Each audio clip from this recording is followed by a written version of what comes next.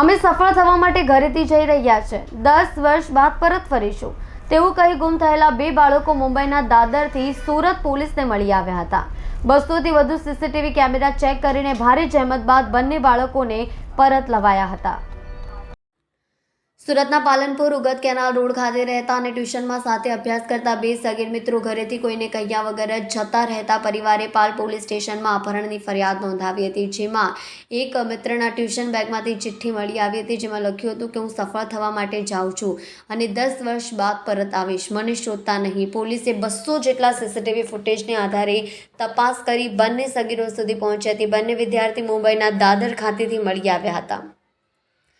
પરિવારે પોતપોતાના ઘરના સીસીટીવી ફૂટેજ પણ ચેક કર્યા હતા. લલિત જે સોસાયટીમાં રહે છે તે સોસાયટીના સીસીટીવી ફૂટેજ ચેક કરતા જાણવા મળ્યું હતું કે કિશોર ગઈકાલે બપોરે લલિતના ઘરે આવે છે.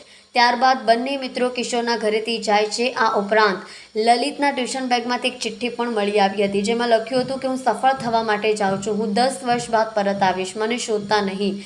જેથી બંને પરિવારે પાલ પોલીસ સ્ટેશનમાં જાણ કરી હતી. પાલ પોલીસે આ અંગે અપહરણનો ગુનો નોંધી તપાસ શરૂ કરી હતી. પાલ અને રાંદેર પોલીસે સંયુક્ત કામગીરી કરી તેમની હદમાં આવતા આજુબાજુના તમામ સહિત 200થી વધુ સીસીટીવી ફૂટેજ ચેક કર્યા હતા, જેમાં બંને મિત્રો રેલવે સ્ટેશન ઉપર દેખાતા નજરે પડે છે, જેમાં ટ્રેનમાં બેસીને જતા પણ દેખાય છે.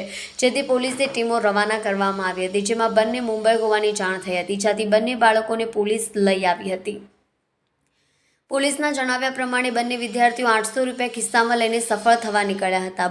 મુંબઈ, દાદર, વાપી, વલસાડ સહિતના સ્ટેશનો સુધી મુસાફરી કરી આવ્યા હતા. બાળકો સહી સલામત મળી આવતા પરિવારને હાશકારો અનુભવ્યો છે.